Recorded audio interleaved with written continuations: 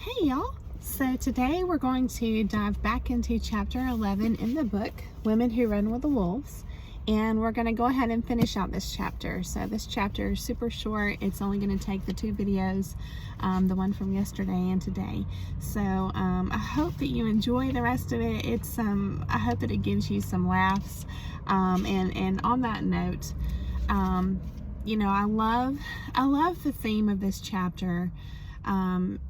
Being laughter and how healing it is, because you know, I think we take it for granted, like we take a lot of things for granted in life sometimes. I think that laughter is also something that we take for granted, because when you go through really hard times and you're stuck, especially in a very toxic situation for so long, where your mind is being manipulated, that was one of the red flags for myself with regard to the state that I had gotten to.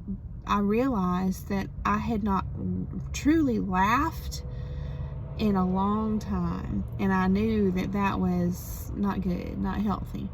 And I know that part of that is your environment and the people you're around day in and day out. I understand that.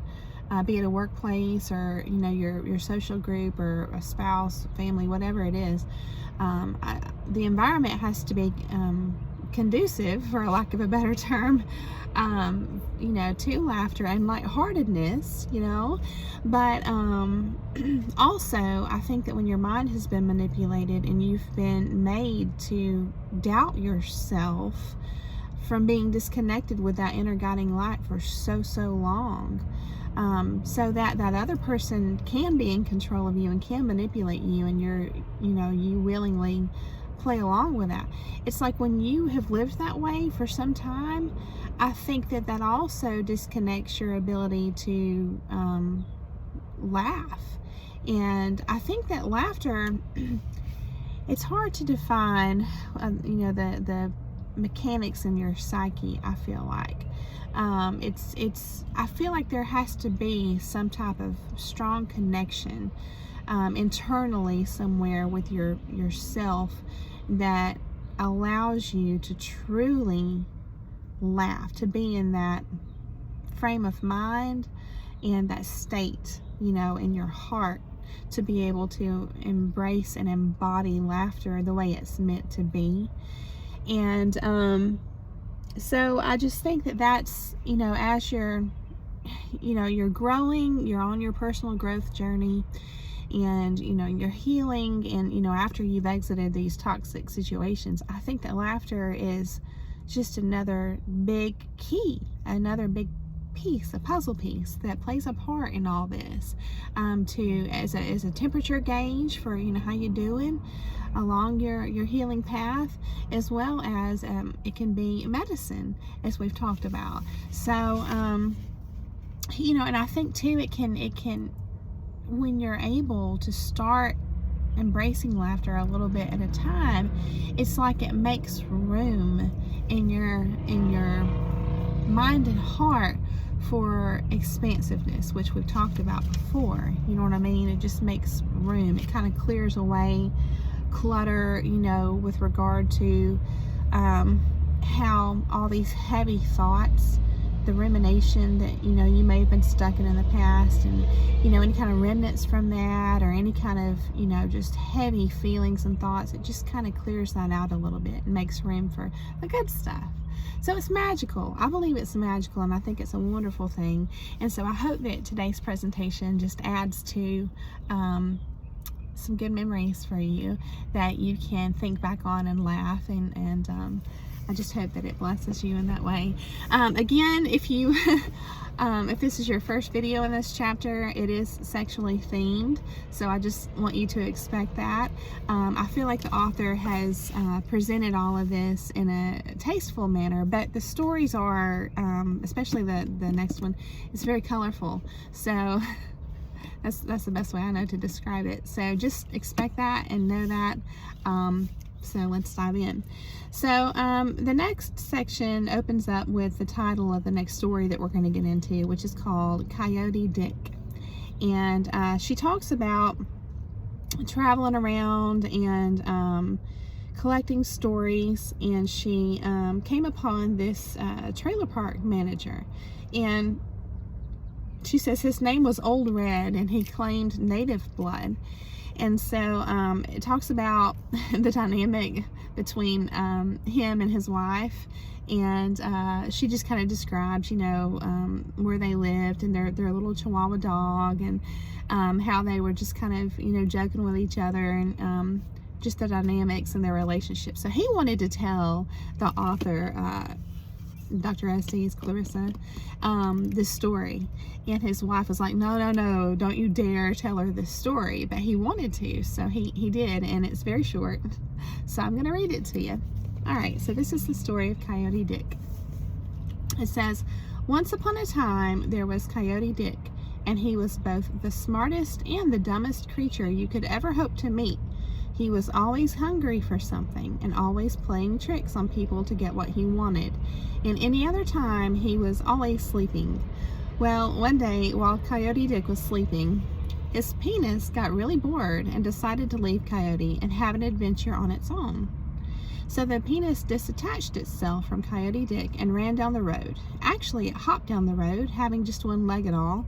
So it hopped and it hopped, and it was having a good time, and it hopped off the road and into the woods where, oh no, it hopped right into a grove of stinging nettles. Ouch, it cried. Ow, ow, ow, it screeched. Help, help. The sound of all this crying woke Coyote Dick, and when he reached down to start his heart with the accustomed crank, it was gone. Coyote Dick ran down the road, holding himself between the legs, and finally came upon his penis in the worst trouble you can imagine. Gently, Coyote Dick lifted his adventurous penis out of the nettles, patted him, and soothed him down, and put him back where he belonged. So that's the story of Coyote Dick. And it talks about how, it says, Old Red laughed like a maniac, coughing fit, eyes bulging and all. And his wife, you know, admonished him and told him and said, you forgot to tell her the ending. So she tells Dr. Estes, Clarissa, the moral of the story. And she says basically that's why that you know, men itch like crazy forever down there, forever after. It says that's why men are always sliding up to women and wanting to rub up against them with that I'm so itchy look in their eyes. So just a, you know, a story to give you some laughs, and so I'm going to read a little bit more on a serious note to you. It says, this is truly the kind of story I think Balbo told. And that was from the video just prior to this. We talked about the story of Balbo. So her repertoire includes anything that makes women laugh like that, unrestrained, not caring about showing your tonsils, letting your belly hang out, letting your breasts shake. There is something about a sexual laugh that is different from a laugh about more tame things. A sexual laugh seems to reach both far and deep into the psyche, shaking all manner of things loose, playing upon our bones and making a delightful feeling course through the body. It is a form of wildish pleasure that belongs in every woman's psychic repertoire.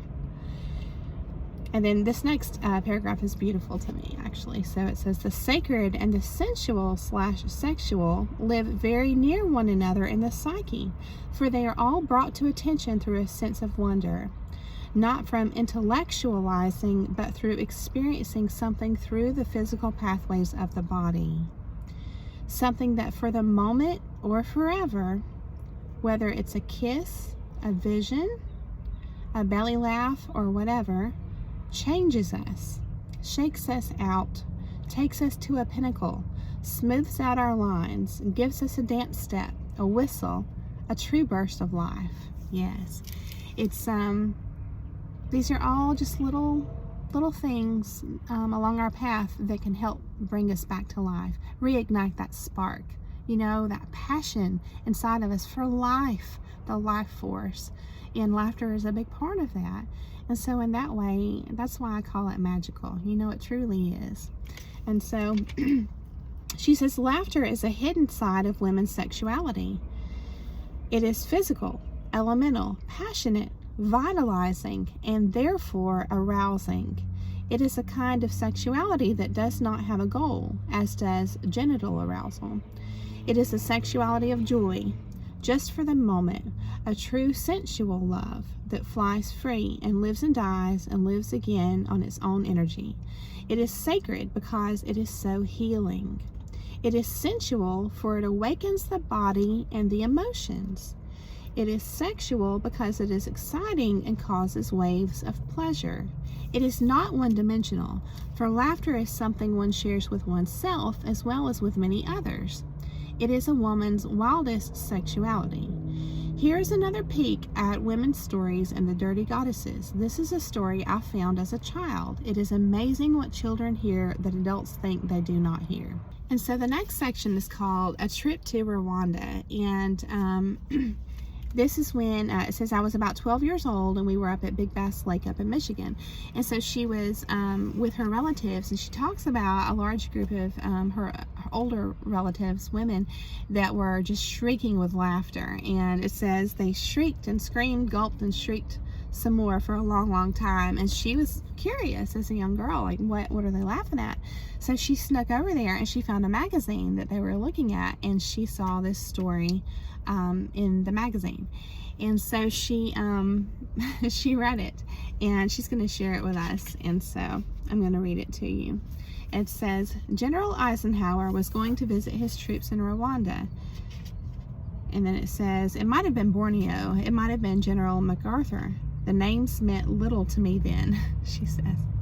The governor wanted all the native women to stand by the side of the dirt road and cheer and wave to welcome Eisenhower as he drove by in his Jeep. The only problem was that the native women never wore any clothes other than a necklace of beads and sometimes a little thong belt. No, that would never do. So the governor called the headman of the tribe and told him the predicament. No worry, said the headman. If the governor could provide several dozen skirts and blouses, he would see to it that the women dressed in them for this one-time special event. And these the governor and local missionaries managed to provide. However, on the day of the great parade, and just minutes before Eisenhower was to drive down the long road in his Jeep, it was discovered that while all the native women dutifully wore the skirts, they did not like the blouses and had left them at home. So now all the women were lined up and down both sides of the road, skirted but bare-breasted, and with not another stitch on and no underwear at all. Well, the governor had apoplexy when he heard, and he angrily summoned the headman, who assured him that the head woman had conferred with him and assured him that the women had agreed on a plan to cover their breasts when the general drove by. Are you sure? Yelled the governor. I am very, very sure, said the headman. Well, there was no time left to argue, and we can only guess at General Eisenhower's reaction as his Jeep came chugging by, and woman after bare-breasted woman gracefully lifted up the front of her full skirt and covered her face with it.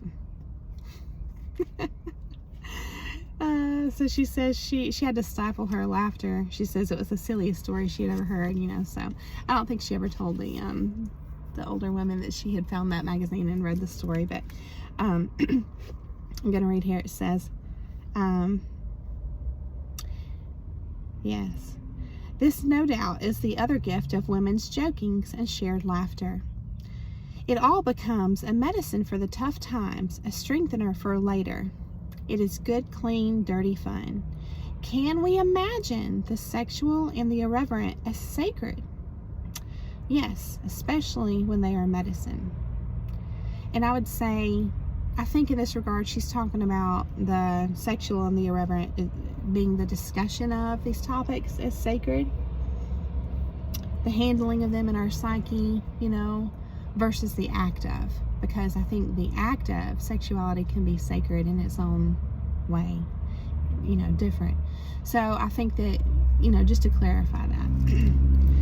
It says Young, again, I think referencing Carl Jung, Jung noted that if someone came to his office complaining of a sexual issue, the real issue was often more a problem of spirit and soul. When a person told of a spiritual problem, often it was really a problem about the sexual nature. In that sense, sexuality can be fashioned as a medicine for the spirit and is therefore sacred. When sexual laughter is medicine, it is sacred laughter. And whatever causes healing whatever causes healing laughter is sacred as well. When the laughter helps without doing harm, when the laughter lightens, realigns, reorders, reasserts power and strength, this is the laughter that causes health. When the laughter makes people glad they are alive, happy to be here, more conscious of love, heightened with eros. When it lifts their sadness and severs them from anger, that is sacred. When they are made bigger, made better, more generous and more sensitive, that is sacred. In the wild woman archetype, there is much room for the nature of the dirty goddesses. In the wild nature, the sacred and the irreverent, the sacred and the sexual are not separate but live together, as I suspect a group of old women just waiting down the road for us to drop by. They're there in your psyche, waiting for you to show up, trying out their stories on one another and laughing like dogs. So, I think that as we're, after we've exited toxic relationship situations, environments, and we're, on our healing journey and our personal growth journey, anytime you find yourself, really trying to process something and understand, things you've been through, lessons, if you're thinking about them long and hard, I think sometimes, laughter can help to, like I said before, like create that space. And it's like, it puts you in a peaceful and a receptive state, like a relaxed state, so that things can surface, like truths. You see what I'm saying? Like understanding and comprehension can surface a whole lot better when you're in a relaxed state than when you're in an uptight, tense kind of state. So laughter can put us there. It's just magic like that. It elevates us.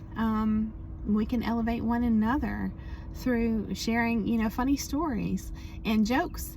And laughter unites us. It's beautiful. And I hope that you can take these stories and just kind of tuck them away for the times that you need them. And a lot of times these people, you might be coming up on a new person randomly, because toxic people are everywhere, deceitful people, liars, manipulators, they're everywhere, unfortunately. And people with bad intentions, so you're going to run into people like this. It's just part of life. And I just hope that now, with this awareness that we have, because we're no longer blindly trusting, right? I hope that, when you come upon someone like this and they're, you start to smell, so to speak, the deceit, and the mind games that they're trying to wrap you up in, and they're expecting you to play along with it. I hope that you can remember some of these funny stories in that moment, to just kind of, just for yourself, just to kind of break up, those feelings that person may be arousing inside of you, like scratching old wounds or any kind of defensiveness or whatever, so that you can respond properly in that moment, as opposed to reacting. Because if you react, they're going to love that. You're just giving them that fuel. So, and it moves you. Laughter, like in the previous video I did, it creates that, what she calls the heat inside of us, right? It takes you from that state of being frozen. Even Demeter in the previous story, she had just sunk down there at the well, I think it was, and she had frozen up. And like little match girl, that's what trauma can do to us, is make us freeze up. But humor, laughter can bring that warmth, that heat, which causes us to get back in touch with our bodies, because I think that is a sacred connection between the body and the psyche, the mind and the heart, the numinosity, the divine inside. It's all connected. And I think that, when we get the fire started, reignited again, not the little match that's going to go out, and you have to keep, not that kind of fire, but like the true inner fire, that spirit inside of us. When that heat gets going, then you're gonna find that passion for life has been revitalized, and that is the point, I feel like that you're ready. You're just more receptive to everything. That's where I pull in that term expansiveness, because at that point I think you're capable of receiving love. When you do find what you feel like, what you know is the person for you that you're aligned with and is your true equal, you're equally yoked. And also you're going to be expanded enough to be able to have aha moments pop up from your experiences and your lessons. It's like puzzle pieces are going to start coming together. You're going to start getting layers and layers of understanding because you're in that correct, peaceful state where that can happen. You see what I'm saying? When you're frozen, it's like those puzzle pieces are frozen too. They can't come all the way together. So that's just some concepts for you to take and run with and think about and journal on. You know, like all the different ways that being frozen might affect you. All the different ways that feeling the heat restored inside of you, that passion and unthawing, how that, you know, what that means, how that translates for you with your psyche, with your mind, with your heart. So I just hope that this gives you a lot to chew on, and I hope that it benefits you, and I hope that I've given you some things to laugh about and some joyful moments. So there's only 3 more chapters in the book. I'm already getting very sad. I'm going to be honest with you. I'm going to miss this book. And especially sharing it with you all. I've really enjoyed this process a lot, but we're not at the end yet. So, but there's 3 more chapters. So chapter 12 is next. It's called Marking Territory, the Boundaries of Rage and Forgiveness. So this should be really interesting, I hope. And it's pretty long. And then chapter 13's short, and then the last chapter 14 is very long as well. And it's beautiful. I think it's just tying everything together. So I hope that you'll continue to join me as we go through the rest of this book together. And I just thank you for coming along the path with me so much, and your likes, your shares, your comments, all your thoughts. I just so enjoy walking this path with you. So thank you. I hope you have a beautiful day, and I will see you again soon.